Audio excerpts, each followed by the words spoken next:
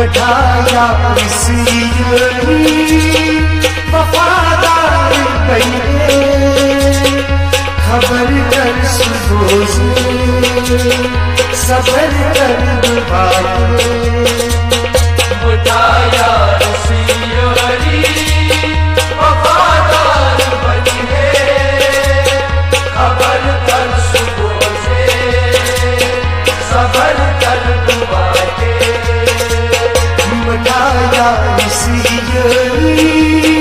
वफादार बने खबर कर सुबह से सबर कर दुबारे मठाया वफादार बने